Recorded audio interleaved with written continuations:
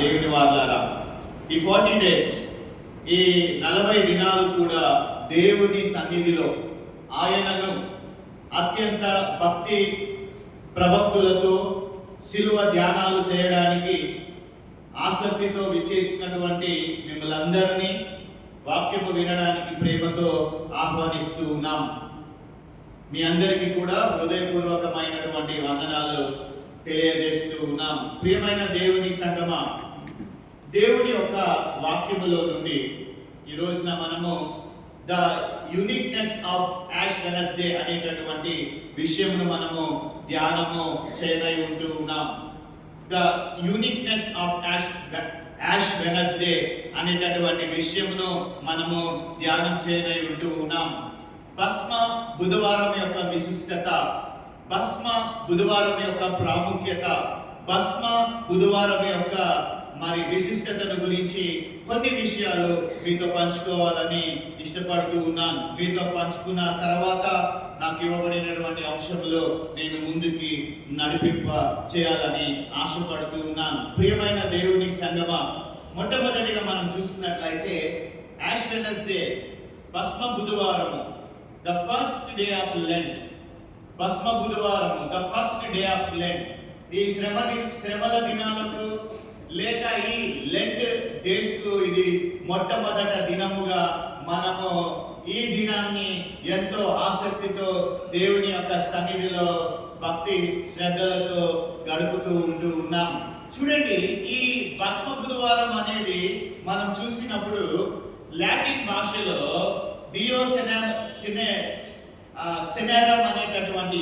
డియోసెనెరం అనేటటువంటి లాటిన్ పదము నుండి ఈ భస్మ బుధవారం వచ్చినట్లుగా మనం చూస్తూ ఉన్నాం. డియోసెనెరం అనేటటువంటి పదము చూడండి, ఈ మాట వచ్చినట్లుగా మనకు కనబడుతూ ఉంది. ద డే ఆఫ్ యాషెస్, భస్మ బుధవారం యొక్క లేకపోతే భస్మముల యొక్క బుధవారము, భస్మ బుధవారము అని ఈ డియోసెనెరం అనేటటువంటి పదానికి అర్థము మనందరికీ కూడా కనబడుతూ ఉంది. దీని గురించి మనము ఆలోచన చేస్తూ ఉన్నప్పుడు మనం ముఖ్యంగా 10వ శతాబ్దంలో పశ్చిమ ఐరోపా ప్రాంతంలో ఇది ప్రారంభమైనట్లుగా మనకు కొన్ని విషయాలు చరిత్ర ద్వారా మనము తెలుసుకోగలుగుతూ ఉంటూ ఉన్నాం. అలాగనే 1091వ సంవత్సరంలో అంటే 1091 సంవత్సరంలో పోప్ అర్బన్ II అనేటటువంటి పోప్ గారు దీనిని అధికారికంగా డిక్లేర్ చేశారండి. అంటే ప్రతి ఒక్కరూ కూడా, ప్రతి క్రైస్తవులు అనేటటువంటి వారు, క్రైస్తవులు అయినటువంటి ప్రతి ఒక్కరూ కూడా ఈ లెంట్ ని ఆచరించాలని, మరి ముఖ్యంగా ఈ యాష్ వెనస్డేని పాటించాలనేటటువంటి పేపల్ బుల్ అనేటటువంటి శాసనము ద్వారా ఆయన క్రైస్తవ లోకానికి ఈ యాష్ వెనస్డే గురించి అలనాడు ప్రకటన చేశాడు. ముఖ్యంగా ఈ ఆసియం సహోదరులు అంటే రోమన్ క్యాథలిక్ సంఘాలకు చెందినటువంటి వారు దీనిని మరి ఎక్కువగా ఆచరిస్తూ ఉంటారు. చూడండి, మంటల ఆదివారం రోజున తెచ్చినటువంటి మంటలు మనం కూడా జయప్రవేశ దినమందు ఏం చేస్తామంటే చిన్నపిల్లలు, పెద్దలు, వృద్ధులు, యవనస్తులు అందరూ కూడా నల్గొండ పట్టణం చుట్టూ తిరుగుతూ ఉంటాం. మంటల ఆదివారం రోజున తెచ్చినటువంటి మంటలను వాటిని చాలా జాగ్రత్తగా పదిలపరిచి వాటిని పరిశుభ్రం చేసి ఆ తర్వాత వాటిని కాల్చినటువంటి బూడిదను వారు ఏం చేస్తారంటే ఆ బూడిదను ఒక పాత్రలో వారు ఎత్తి పెడతారు. కాల్చినటువంటి బూడిదను ఒక పాత్రలో జాగ్రత్తగా పెడతారు. ఆ పాత్రలో పదిలపరిచి ఏం చేస్తారంటే ఈ యాష్ వెనస్డే రోజున క్యాథలిక్ సంఘములో ఉన్నటువంటి ప్రీస్టులు గాని, క్యాథలిక్ సంఘములో ఉన్నటువంటి ఫాదర్స్ అయినటువంటి వారు ఏం చేస్తారు తెలుసండి, వారు ఆ బూడిదను దానిని ఒక వెజిల్లో పెడతారండి. దానిని ఏమని పిలుస్తారంటే బ్లెస్సెడ్ వెజిల్ అని పిలుస్తారండి. ఏమని పిలుస్తారండి? బ్లెస్సెడ్ వెజిల్ అనేటటువంటి పాత్రను, ఆ పాత్రకు బ్లెస్డ్ వెజిల్ అని పేరు పెడతారండి. వారు ఏం చేస్తారంటే ఆ పాత్రను టేబుల్ మీద పెట్టి, ఆ పాత్రను టేబుల్ మీద పెట్టినప్పుడు సంఘములో ఉన్నటువంటి ప్రతి ఒక్కరూ వచ్చి ఫాదర్ కి లేకపోతే ప్రీస్ట్ కి ఎదురుగా నిలబడతారు. ఎవరండి? విశ్వాసులైనటువంటి ప్రతి ఒక్కరూ కూడా ప్రీస్ట్ కి ఎదురుగా వారు నిలబడతారు. అలా నిలబడినప్పుడు ఆ ప్రీస్ట్ లేకపోతే ఆ ఫాదర్ ఏం చేశాడంటే ఆ బ్లెస్డ్ వెజిల్ లో నింపబడినటువంటి ఆ బూడిదలో తన బొటన వేలును ముంచి, ఆ బొటన వేలుని ఇలాగున ఆయన ఏం చేశాడంటే ముంచి లాటిన్ లో ఇలాగున అద్దేటప్పుడు ఆయన ఏం చెప్తాడో తెలుసండి? మెమెంటో హ్యూమో క్వియా పల్విస్ ఎయిస్టిన్ రివర్టిస్. ఏమంటాడండి? ఆ ప్రీస్ట్ ఇది మీకు అర్థం కావడానికి ఇబ్బందిగా ఉంటుంది. లాటిన్ లో ఆ ప్రీస్ట్ ఏమని పిలుస్తాడంటే మెమెంటో హ్యూమో క్వియా పల్విస్ ఎయిస్టిన్ రివర్టెరిస్ అనేటటువంటి మాటను ఆయన పలుకుతాడు. దీనికి మన తెలంగాణ లేకపోతే మన తెలుగు భాషలో అనువదించి చెప్పాలి అని అంటే, గుర్తుపెట్టుకో మానవుడా, ఓ మనిషి గుర్తుపెట్టుకో, నీవు ధూళి నుండి తీయబడ్డావు, నీవు తిరిగి ధూళిలో కలిసిపోతావని ఈ లాటిన్ మాట యొక్క అర్థముగా మనకు కనబడుతూ ఉంటుంది. మెమెంటో హ్యూమో క్వియా పల్విస్ ఎస్టెన్ రెవర్టెరిస్ అనేటటువంటి మాట. ఓ మనిషి, మట్టి నుండి తీయబడినటువంటి నీవు మట్టిలో కలిసిపోతావని ఆ ఫాదర్, ఆ ప్రీస్ట్ ఆ బ్లెస్డ్ వెజిల్లో ముంచి ఇలాగున వారిపై సిలువ గుర్తు వేసేటటువంటి వాడు. ఆ విధముగా ప్రీస్ట్ ఎప్పుడైతే వారి యొక్క నొసటి మీద బూడిదతో కూడినటువంటి సిలువను వేస్తాడో, ఆ బూడిదతో కలిగినటువంటి సిలువను వేసి యాష్ వెనస్డే దినముగా దానిని డిక్లేర్ చేస్తాడు. అప్పుడు వారు ఏం చేస్తారంటే ఆ 40 డేస్ కూడా, ఆ 40 రోజులు వారి యొక్క నొసటి మీద ఆ బూడితో కలిగినటువంటి సిలువను 40 రోజులు వారు ధరిస్తూ ఉంటారు. ఈ యాష్ వెనస్డే రోజు నుండి మరి చాలా భక్తిగా వారు ఏం చేస్తుంటారు అని అంటే, వారు చాలా భక్తిగా లోక సంబంధమైనటువంటి ప్రతిదీ కూడా మానుకొని, ఈ 40 రోజులు సిలువ వేసుకుంటారు కదండి, సిలువ వేసుకొని లోక సంబంధమైనటువంటి ప్రతిదీ కూడా మానుకొని దేవునితో సన్నిహితమైనటువంటి బాంధవ్యం కలిగి జీవించడానికి వారు ప్రయత్నం చేస్తూ ఉంటారు. ప్రియమైన దేవుని సంగమా, మరి భస్మ బుధవారం యొక్క ప్రాధాన్యత ప్రాముఖ్యతను నీవు నేను మనందరము కూడా గమనించినప్పుడు, ఈ బూడిద అనేటటువంటిది పరిశుద్ధ బైబిల్ గ్రంథములో మనం చూసినప్పుడు మొట్టమొదటిగా ఈ బూడిద అన్నటువంటిది ఇది పశ్చాత్తాపానికి సాంకేతికంగా ఉందని లేఖన భాగములో బూడిద మనకు కనబడుతూ ఉన్నది. The uniqueness of Ash Wednesday అని చెప్తూ ఉన్నాను కదా. భస్మ బుధవారం యొక్క విశిష్టత, భస్మ బుధవారం యొక్క ప్రాముఖ్యత అని మనం ధ్యానం చేస్తూ, అందులో మొట్టమొదటి విషయం ఏంటంటే ఈ బూడిద అనేటటువంటిది ఇది పశ్చాత్తాపానికి సాంకేతికంగా ఉందని లేఖన భాగములో ఈ బూడిద మనకు కనబడుతూ ఉంటూ ఉన్నది. ప్రియమైన దేవుని సంగమా, ఒకవేళ ఈ పశ్చాత్తాపమునకు బూడిద సంకేతముగా లేకపోతే సూచనగా మనకు కనబడితే, ఈ లెంట్ డేస్ పాటిస్తున్నటువంటి మనం ఈ లెంట్ డేస్ లో ప్రియమైన దేవుని సంగమా, ఒక చక్కని మాట దేవుడు తన వాక్యం ద్వారా మనతో మాట్లాడుతూ ఉన్నాడు. చూడండి ఒకసారి ఇర్మియా గ్రంథం 8వ అధ్యాయం 6వ వచనం. చెవియొగ్గి వారి మాటలను విని ఉన్నాను, ఆలకించి ఉన్నాను. పనికి మాలిన మాటలు వారు అడుగుతున్నారు. నేనేమి చేసినని చెప్పి తన చెడుతనమును గూర్చి పశ్చాత్తాపపడువాడొకడును లేకపోయేను. చూడండి ప్రియ దేవుని వాళ్ళారా, దేవుడు ఇక్కడ ఇశ్రాయేలు ప్రజలతో మాట్లాడుతూ ఉన్నాడు. ఈ యాష్ వెనస్డే రోజున, భస్మ బుధవారం రోజున ఆసక్తితో దేవుని మందిరమునకు విచ్చేసిన ప్రియ సహోదరి, ప్రియ సహోదరుడా, దేవుడు తన యొక్క వాక్యముతో అలనాడు ఇశ్రాయేలీలతో మాట్లాడినటువంటి రీతిగా నేడు మనతో కూడా ఆయన మాట్లాడుతూ ఉన్నాడు. ఏమంటున్నాడు తెలుసా? నేనేమి చేసి తినని చెప్పి తన చెడుతనమును గూర్చి చింతించువాడు ఒకడును లేడు అని దేవుని యొక్క వాక్యము మనందరితో మాట్లాడుతున్నది. కనుక మనమందరము కూడా నేటి దినాన మన యొక్క జీవితమును జ్ఞాపకం చేసుకోవాలి.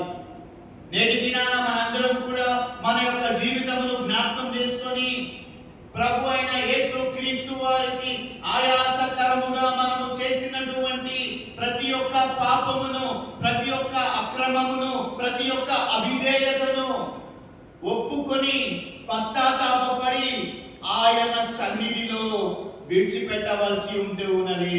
ప్రియమైన దేవుని సంగమా, పశ్చాత్తాపము కదా. లెంటిలో తిరగండి. నా ఎదురు లెంటి యొక్క ఉద్దేశం ఏంటండి?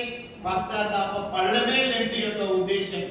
చూడండి, ప్రభు అయిన యేసుక్రీస్తు వారికి ఆయాసకరముగా మానవులు చేసినటువంటి ప్రతి ఒక్క పాపము, ప్రతి ఒక్క అక్రమము, ప్రతి ఒక్క అవిధేయతను ఏం చేయాలండి? ఈ 40 days లెంట్ను పాటిస్తున్నటువంటి వారు, అది నేనైనా మీరైనా మనమందరమైనా ఒప్పుకొని పశ్చాత్తాపడి ఆయన సన్నిధిలో విడిచిపెట్టవాలను. ప్రియమైన దేవుని వాళ్ళారా, అది మనకు చాలా అవసరమని దేవుని యొక్క వాక్యము స్పష్టముగా మనందరికి తెలియజేయచ్చు ఉంటున్నది. విడిచిపెడితే ఆశీర్వాదం, విడిచిపెట్టకపోతే శాపం. చూడండి, బైబిల్ గ్రంథంలో చూసినట్లయితే మనందరికి తెలిసినటువంటి మరొక వ్యక్తి మనకు కనబడుతున్నాడు. ఎవరో ఈయన తెలుసా? మత్తయి సువార్త 27వ అధ్యాయం 3వ వచనంలో చూస్తే, మత్తయి సువార్త 27వ అధ్యాయము 3వ వచనంలో చూస్తే ఇక్కడ ఎవరు కనబడుతున్నారంటే, ఇక్కడ ఇస్కరియోతు యూదా మనకు కనబడుతున్నాడండి. ఇస్కరియోతు యూదా ఏం చేశాడండి? 30 వెండి నాణెములకు యేసుక్రీస్తు ప్రభువు వారిని అమ్మివేశాడు. మరి యేసు ప్రభువు వారిని ఎరగనని అబద్ధమాడాడు. మరి అలాంటి వ్యక్తిని ఇక్కడ మనము చూసినట్లయితే, అలాంటి వ్యక్తి శిలువ యొద్దకు వచ్చాడండి. శిలువ యొద్దకు వచ్చాడు. 30 వెండి నాణెములకు అమ్మివేసినటువంటి యూదా ఇస్కరియోతు ఏం చేస్తున్నాడు తెలుసా? శిలువ దగ్గరకు వచ్చి నిలవబడ్డాడు. శిలువ యొద్దకు వచ్చాడు. శిలువ యొద్దకు వచ్చి వాడు ఆయనకు శిక్ష విధింపబడుట చూచి ఆ నీతిమంతుని అప్పగించి ఈ ఘోర పాతకము చేసి తినని పశ్చాత్తాప పడినట్లు లేఖనము మనకు తెలియజేస్తూ ఉంటున్నదండి. ఇది ఏంటండి? అమ్మేశాడు. శిలువ దగ్గరకు వచ్చి శిలువ యాతనలు, శిలువ శ్రమను చూసి ఇప్పుడు ఆయనలో ఏం కలుగుతుందండి? ఆ నీతిమంతుని అప్పగించి తినని, ఈ ఘోర పాతకము చేసి తినని పశ్చాత్తాప పడినట్లు లేఖనము మనకు తెలియపరుస్తూ ఉంటున్నది. ప్రియమైన దేవుని సంగమా, ఈ లెంట్ డేస్ లో ప్రతి క్రైస్తవ విశ్వాసి, ప్రతి క్రైస్తవుడు, ప్రతి మనిషి ఆశీర్వాదాలు అనుగ్రహించే దేవుని వైపు చూడడం కాదు, కానీ వాగ్దానములను ఇచ్చేటటువంటి యేసు వైపు చూడడం కాదు, కానీ సిలువ వేయబడిన యేసు వైపు చూడడం.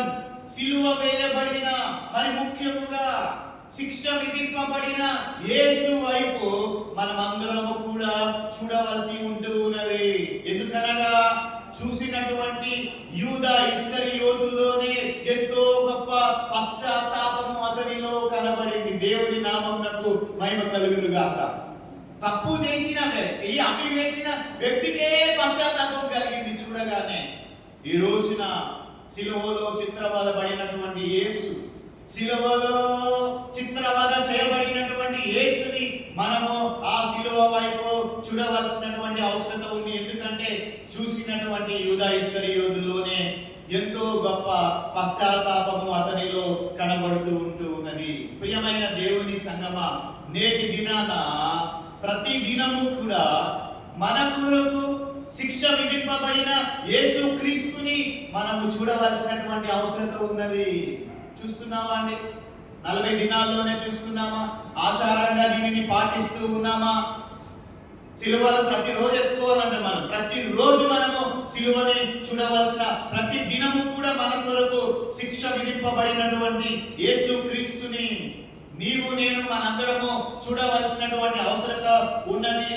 శిక్ష విధింపబడిన క్రీస్తుని చూస్తే పాషణము లాంటి కఠినమైనటువంటి మనసైనా కూడా కరిగిపోతూ ఉంది. మీకు విషయం తెలుసండి, కరుణామయుడు సినిమా చూసి లోకములో అనేకులు దుఃఖపడి ఏడ్చి మారు మనసు కూడా పొందుకున్నారంట. పాషణము లాంటి మనసు కరిగిపోయింది. ఎందుకనగా ఆయన ఏ రీతిగా ఉన్నాడండి? మనుష్యులు చూడనొల్లని వాడుగా ఉన్నాడు. మీరందరూ కూడా ప్యాషన్ ఆఫ్ ద క్రైస్ట్ అనే మూవీ చూసుంటారండి. చాలా రియలిస్టిక్ గా చేశారండి. The passion of the Christ చాలా రియలిస్టిక్ గా ఉంటుంది. ప్రియమైనటువంటి దేవుని వారు, అందులో యేసు ప్రభువు పడిన యాతనలను వారు చూపిస్తారండి. ఆయన ఏ రీతిగా ఉన్నాడంటే మనుషులు చూడనల్లని రీతిగా ఉన్నాడు ఆయన. కనుక ప్రియమైన దేవుని వాళ్ళారా, దేవుని యొక్క వాక్యము మనకు నేర్పేటటువంటి సత్యము ఏంటి అనగా, యేసుక్రీస్తు ప్రభు నీవు నేను మనందరము పొందవలసినటువంటి పాప దోష శిక్షను ఆయన భరించాడండి. అందుచేత ఆ శిక్షను భరించిన నీ శిక్షను భరించిన నీ ప్రభువును నువ్వు చూస్తే, నా శిక్షను భరించిన నా ప్రభువును నేను చూస్తే పశ్చాత్తాపము అనేటటువంటిది నాలో కలుగుచున్నది, నీలో కలుగుచున్నది. అందుకే ఈ బూడిద పశ్చాత్తాపమునకు సూచనగా ఉన్నట్లుగా లేఖనము తెలియజేస్తూ ఉన్నది. యూనిక్నెస్ ఆఫ్ యాష్ వెడ్నెస్డే, భస్మ బుధవారం యొక్క ప్రాముఖ్యత, విశిష్టతలో మొదటి విషయం ఏంటండి? బూడిద పశ్చాత్తాపమునకు గుర్తుగా ఉన్నది. ఇక రెండవదిగా మనం చూస్తే ప్రియమైన దేవుని సంగమా, రెండవదిగా మనం చూస్తే బూడిద మారు మనసుకు సాంకేతికంగా ఉందని, బూడిద మారు మనసుకు గుర్తుగా ఉందని పరిశుద్ధ బైబిల్ గ్రంథంలో మనకు కనబడుతూ ఉన్నది. ప్రియమైన దేవుని వారలారా, చూడండి, దేవుని యొక్క వాక్యములో మనం చూసినట్లయితే మారు మనసుకు క్రొత్త నిబంధన గ్రీకు భాషలో మెటనోవా అనే పదము ఉపయోగించబడిందండి. మెటనోవా అంటే అర్థం ఏంటంటే అబౌట్ టర్న్. ముఖ్యంగా క్రైస్తవ విశ్వాసులైనటువంటి మనము ఈ లోకములో మనము జీవిస్తున్నాము గనక, ఎక్కడ జీవిస్తున్నామండి? మనందరం కూడా లోకములో జీవిస్తున్నాము. లోకములో ఉన్నదంతా ఏంటండి? ఏముందండి లోకములో? లోకమనగా శరీరాశ, నేత్రాశ, జీవపు డంబము. చూడండి, ఇది ప్రతి మనిషిలో ఆకర్షింపబడి ఏదేదండి? శరీరాశ, నేత్రాశ, జీవపు డంబము. ఇది ప్రతి మనిషిలో కూడా ఆకర్షింపబడి మనం అందరం ఎక్కడున్నామండి? పరలోకంలో లేవు. ఎక్కడున్నాము? మనందరం కూడా లోకములో ఉన్నాం. లోక సంబంధమైనటువంటి జీవితములో జీవిస్తూ ఉన్నాం. అయితే ఈ యాష్ వెడ్నెస్డే రోజు పరిశుద్ధాత్మ దేవుడు మనతో మాట్లాడేటటువంటి సత్యము ఏంటి అనంటే, ఈ లోకము వైపుకు వెళ్ళిపోయిన మనము తిరిగి ప్రభు వైపుకు రావాలి. ఇదే లెంట్ యొక్క ఉద్దేశం. ఏ లోకము వైపుకు తిరిగి వెళ్ళిపోయినటువంటి వారు మెటనోవా, అబౌట్ టు టర్న్, దేవుని వైపు తిరిగి రావడమే లెంట్ యొక్క ఉద్దేశం. చాలా మంది ఇది ఆచారం అంటారండి. బ్యాప్టిస్ట్ వాళ్ళకి లేదండి, తెలుసా అండి మీకు? బ్యాప్టిస్ట్ వాళ్ళకి లెంట్ లేదు.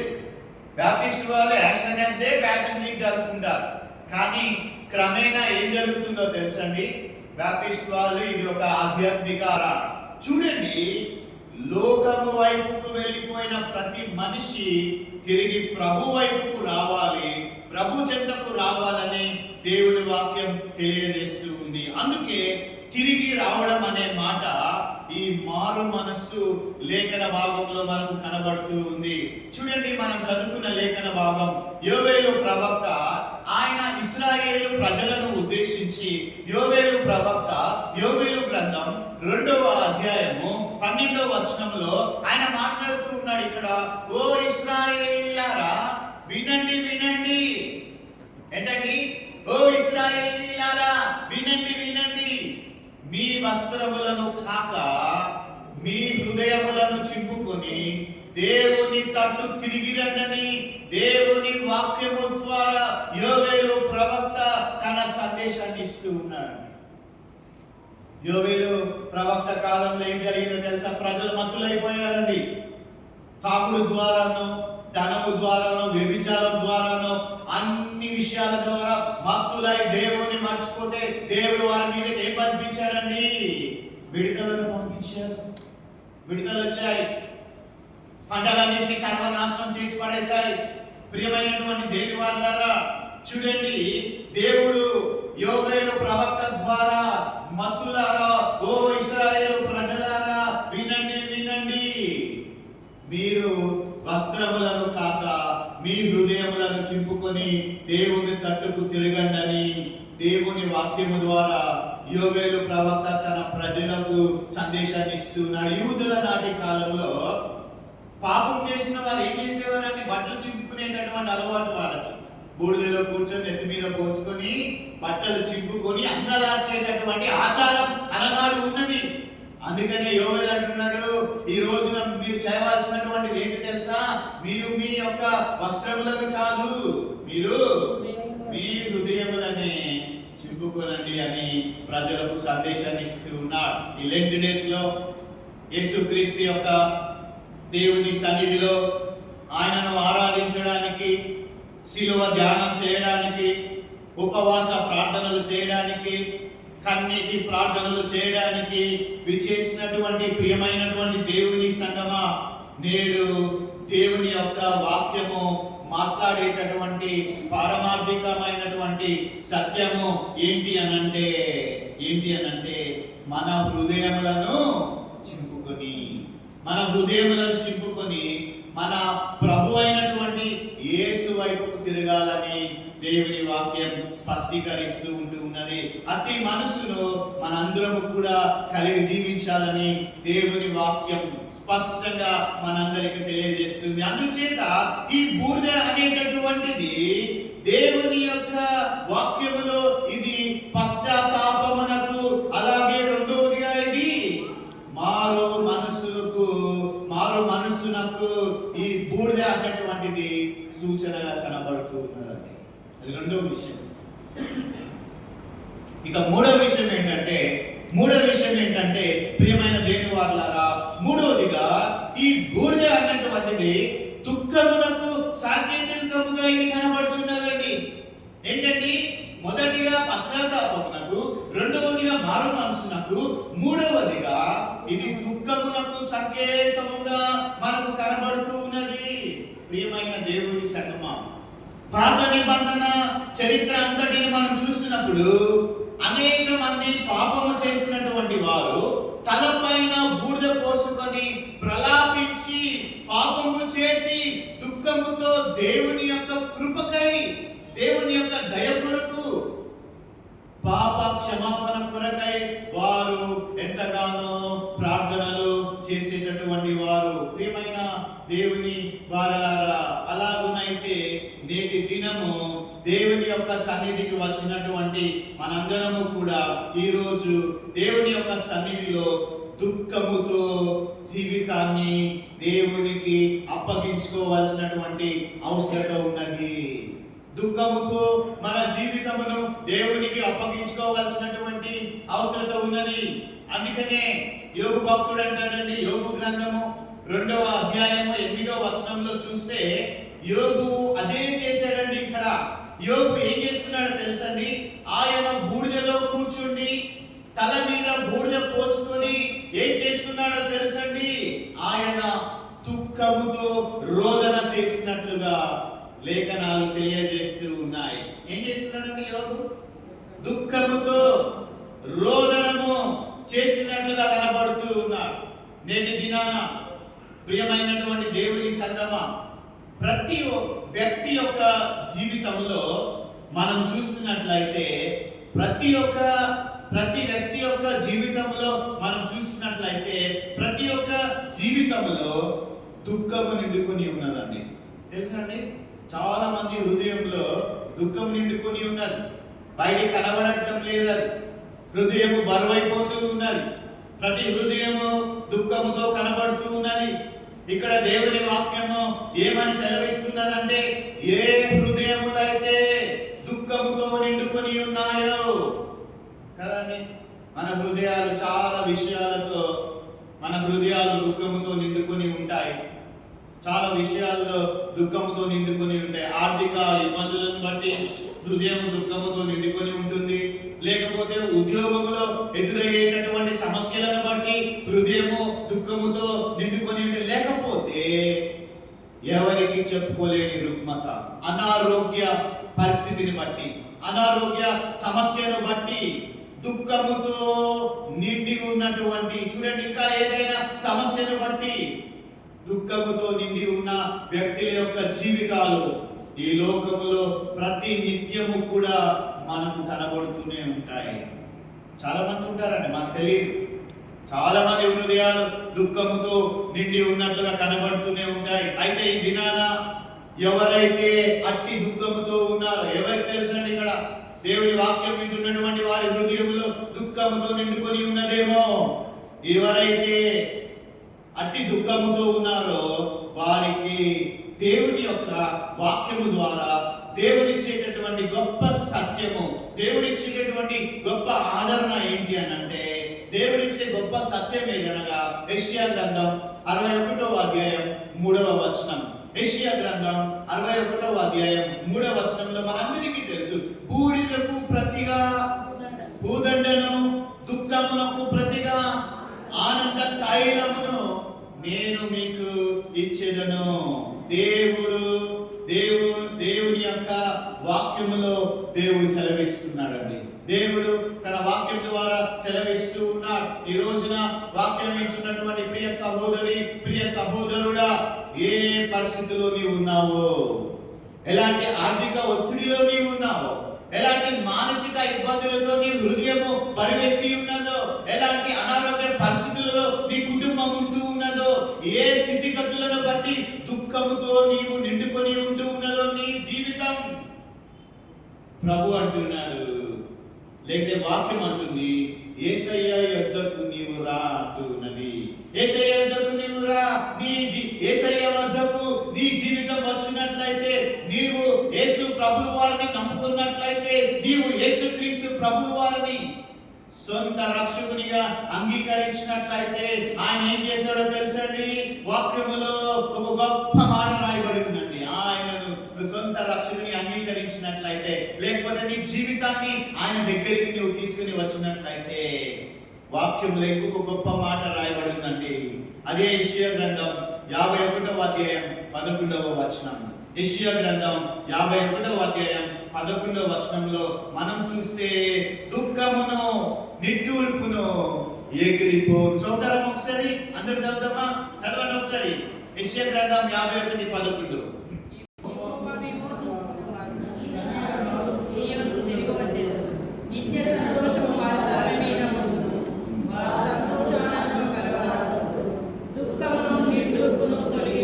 దేవుని నామమునకు మహిమ కలుగును గాక.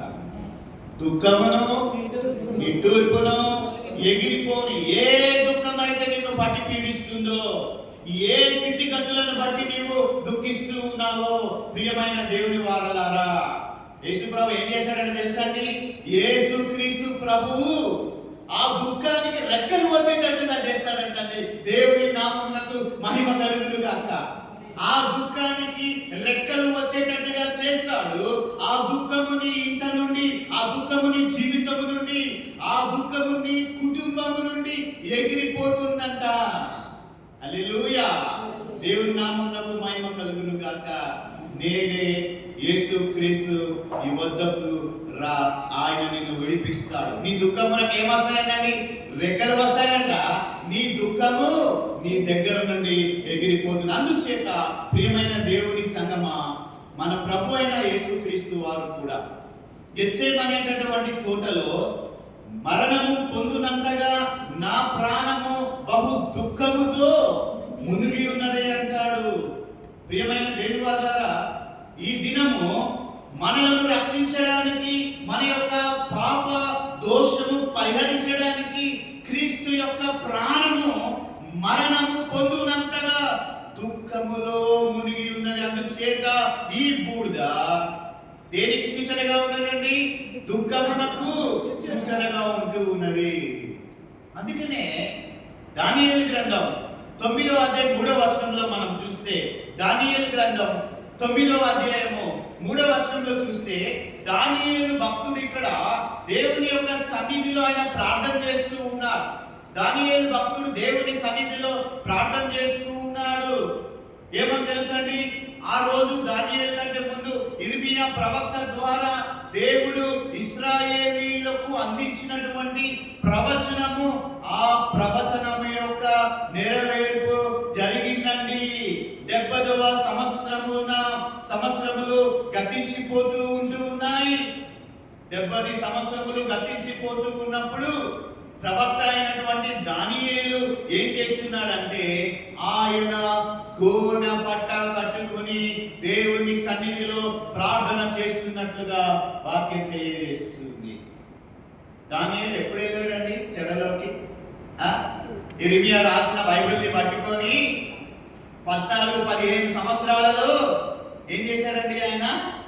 10 ఇయర్స్ ప్రాయంలోనే ఇర్మియా రాసిన ప్రవచన వాక్యములను పట్టుకొని చెరలోకి వెళ్ళి 70 సంవత్సరములు గడిపి నిండు వృద్ధాప్యంలో 80 ఇయర్స్ ఆయన బయటకు వచ్చేటప్పటికి కూడా వాగ్దానములను చేత పట్టి ఎత్తి ప్రార్థన చేస్తూ ఉన్నారు. దేవుని నామం నాకు మహిమ కలిగింది కాక. 10 ఇయర్స్ ప్రాయంలో చెరలోకి వెళ్ళాడండి. అక్కడ ఎన్ని సంవత్సరాలు ఉన్నారు? 70 ఇయర్స్. నువ్వు ఎత్తి పడతావు అంటే 70 సంవత్సరాలు విసుకొచ్చి పక్కన పడేస్తాం. దానియేలు అలా చేయలేదండి. ఇర్మియా రాసిన ప్రవచన వాక్యములను చేత పట్టుకొని నిండు వృద్ధాప్యంలో ప్రతిరోజు వాగ్దానములను ఎత్తి పట్టి ప్రార్థన చేసి ఆ తర్వాత 70 ఇయర్స్ వచ్చే కొలది ఆయన ఏం చేస్తున్నట్టు తెలుసా? చూడండి, 70 సంవత్సరాలు గతించిపోతున్నప్పుడు ప్రవక్త అయిన దానియేలు ఏం చేస్తున్నాడు అనగా, ఆయన గోనె పట్ట కట్టుకొని దేవుని సన్నిధిలో ప్రార్థన చేస్తున్నట్లుగా వాక్యం తెలియజేస్తుంది. బైబిల్ గ్రంథంలో చాలా మంది రాజులు గోనె పట్ట ధరించి దేవుని యొక్క సన్నిధిలో రాజవస్త్రములను తీసివేసి తమను తాము తగ్గించుకొని క్రీస్తు యేసు యొక్క సన్నిధిలో ప్రార్థనలు చేశారు. మీకు తెలుసు కదా ఆహాబు రాజు. ఎంతమంది తెలుసండి? అందరికీ తెలుసు కదా యెజబెల్.